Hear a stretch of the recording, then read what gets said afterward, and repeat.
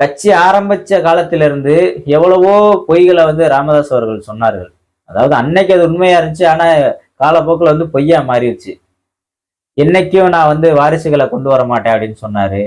பையனை தலைவராக்கிட்டாரு. அப்புறம் எலெக்ஷன்ல வந்து இப்ப மருமகளை நிப்பாட்டினாங்க. ஒட்டுமொத்த குடும்பமுமே போய் பிரச்சாரம் பண்ணாங்க. வாங்கினது எத்தனை சீட்டுகள்னு தெரியல. எனக்கு தெரிஞ்சு பாமகவுக்கு வந்து தர்மபுரி ஒரு தொகுதி தான் கொடுத்த மாதிரிதான் அங்க பிரச்சாரம் நடந்துச்சு. ஏன்னா எந்த நியூஸ் சேனல்லையும் எந்த ஒரு சோசியல் மீடியாலையும் பாமக தரப்பில் வந்து இந்த பாராளுமன்ற தேர்தலுக்கு தர்மபுரி அளவுக்கு வெளிச்சம் காட்டப்படலன்றதா உண்மை.